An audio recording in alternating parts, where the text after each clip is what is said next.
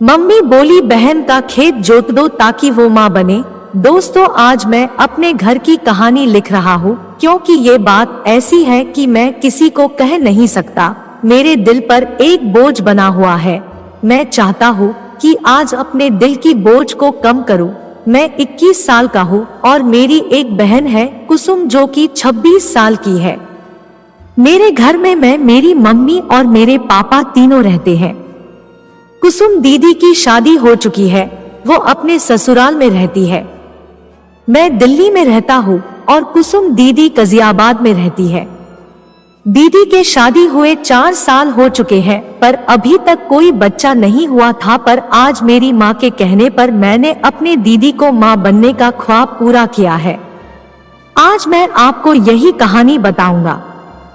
आपको थोड़ा अटपटा तो लगेगा, पर ये 100% सच है। मेरा नाम रविश है। मैं अभी पढ़ाई कर रहा हूँ। घर में पापा मम्मी हैं, दोनों जॉब में हैं। एक दिन की बात है, रात में कुसुम दीदी का फोन आया। माँ छत पर जाकर करीब 1 घंटे बात की, फिर जब नीचे आई तो रोने लगी। मुझे कुछ भी समझ नहीं आ रहा था। वो पापा को कमरे में ले गई और सारी बात बताई। मुझे उस समय तक कुछ भी नहीं पता था। बस बाहर आकर मुझे बस इतना बोली कि कल तुम्हें कुसुम दीदी के घर जाना है, उसको लाने के लिए। कुसुम दीदी दूसरे दिन शाम को आ गई। कुसुम दीदी जब कुंवारी थी, और सच पूछिए कि जब वो जवान हो रही थी तब मुझे उनको छूने का मन करता था। मैं कई बार उनको देखा जब वो कपड़े चेंज कर रही होती थी। तब मैं किसी ना किसी बहने कमरे में जरूर जाता जब कभी दरवाजा खुल होता था, क्योंकि मेरी दीदी बहुत ही खूबसूरत है। इतनी अच्छी है कि कोई भी आदमी देखेगा तो मेरी दीदी को पसंद करेगा। मैं भी करीब 3 साल तक उनके बारे में सोचकर मैंने 61-62 मारा था। मुझे उनके साथ प्यार करने का मन करता था। कई बार तो सोचा कि बोल दूं, पर मुझे बहुत डर लगता था कि कहीं वो माँ को बता दे तो क्या होगा। ये अरमान तो अरमान ही रह गए थे। रात को जब वो सो जाती थी तो कभी कभी उनके छू लेता। तो कहने का मतलब है कि मैं पहले से ही अपने बहन का आशिक था, पर कुछ कर नहीं पाया था। जब 3-4 दिन हो गया तो मैंने पूछा कि माँ, दीदी को क्यों बुलाए हो, वो भी इतनी जल्दीबाजी में। तो माँ कहने लगी कि उसका तुम्हारे जीजा के साथ लड़ाई हो रही थी आजकल, इसलिए मैंने सोचा कि चलो उसका दिल बहल जाएगा। फिर कुछ दिन के बाद एक दिन माँ मुझे पार्क में ले गई और बोली, देख बेटा, पापा आज नहीं है, इसलिए तुमसे एक बात कह रही हूँ। ये घर की इज्जत है, घर में ही रखना। इस काम में पापा को कुछ भी पता नहीं चलनी चाहिए। तो मैंने माँ से कहा कि माँ, कौन सी ऐसी बात है जो आप कह रहे हैं? आपके लिए तो मेरी जान हाजिर है, आप मुझे बताओ प्लीज। तो माँ कहने लगी, मुझे कुसुम ने बताया है कि वो अपने पति से माँ नहीं बन सकती, दिक्कत उसके पति में है। पर इस बात को उसके ससुराल वाले नहीं मान रहे हैं, कहते हैं दिक्कत कुसुम में है। तू अगर चाहता है कि तेरी माँ और तेरी बहन अगर खुश रहे तो तुम्हें एक काम करना पड़ेगा। मैंने कहा, मैं क्या कर सकता हूँ? जब दिक्कत उसके पति में है तो उसका इलाज करवाना चाहिए। तो माँ बोली, वो इलाज नहीं करवाना चाहता है, वो तेरी बहन की सौतन लाना चाहता है। तो मैंने कहा, माँ हो सकता है, दिक्कत दीदी में हो सकती है। तो माँ बोली, दीदी में कोई दिक्कत नहीं है। मैंने कहा, आपको कैसे पता? तो माँ बोली, मुझे पता है। मैंने कहा, कैसे?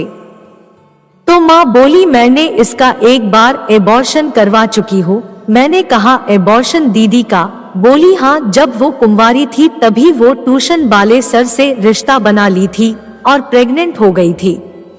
मैं तो सन्न रह गया। मैंने सोचा, बताओ, जिंदगी भर में एक सत बासत कर काम चलाया और कोई मेरी बहन को गर्भवती कर दिया। माँ बोली, क्या सोच रहे हो बेटा? मैंने कहा, कुछ भी नहीं माँ। तो माँ बोली, जिंदगी में बहुत सारे कुछ से इंसान को गुजरना पड़ता है। तो मैंने कहा, तो इस बात से साफ जाहिर होता है कि जीजा जी में ही दिक्कत है।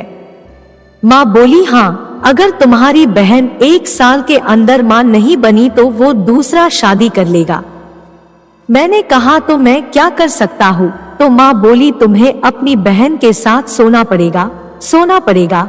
मैंने कहा, क्या कह रही हो माँ? माँ बोली, हाँ बेटा, घर का इज्जत बचाने के लिए तुम्हें ये काम करना पड़ेगा।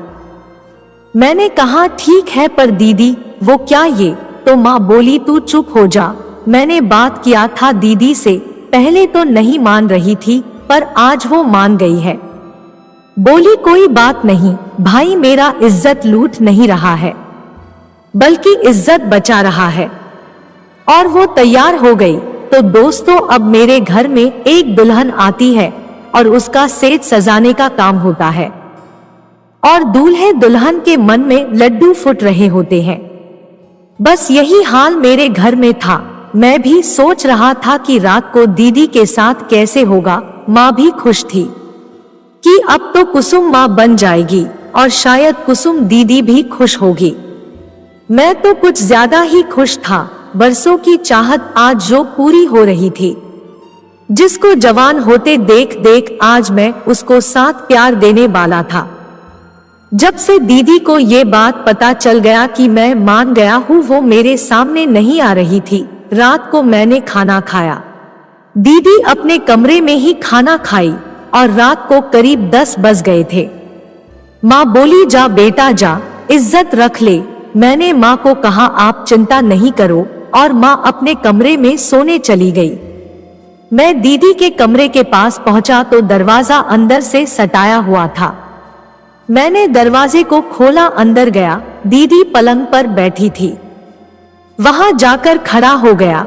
दीदी मुझे देखी और बोली, क्या कहूँ, मुझे कुछ भी समझ नहीं आ रहा है।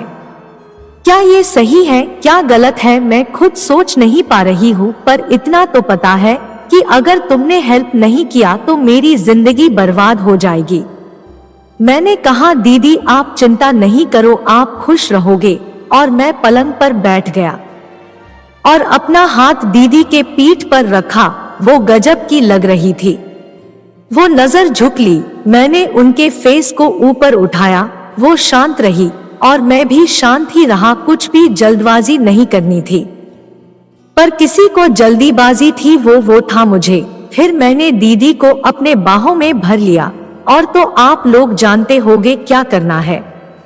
मैं उठा और दरवाजा बंद कर दिया और दीदी को माँ बनाने में लग गए। आज मेरा सपना भी पूरा हो रहा है। इस तरह रात में कई बार हुआ। फिर हम सब सो गए। सुबह जब हुई, माँ मुझे मिली, पूछी कैसा रहा। तभी कुसुम दीदी भी आ गई थी। मैंने कहा, मुझसे क्या पूछती हो, आप इन्हीं से पूछ लो। दीदी बोली, बहुत अच्छा रहा, आज तक ऐसा नसीब नहीं हुआ था। माँ बोली, बस मेरा अरमान पूरा हो जाए और तेरा घर बस जाए, मेरी तो यही तमन्ना है। फिर क्या था दोस्तों, दीदी यहाँ 10 दिन तक रही और जितना हो सका मैंने उनके साथ प्यार किया। फिर जीजा जी आ गए दीदी को वापस ले जाने के लिए और दीदी चली गई। दीदी का फोन आया करीब 20 महीने बाद। माँ पूछी, क्या हाल है? तो दीदी बोली, खुशखबरी है, आप नानी बनने वाले हो। और दीदी मुझे थैंक यू कहा। फिर दीदी ने नवंबर में एक बच्चे को जन्म दिया।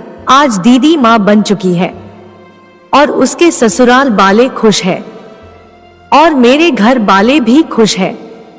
दोस्तों, कहानी कैसी लगी कमेंट करें और चैनल को सब्सक्राइब कर दे। धन्यवाद।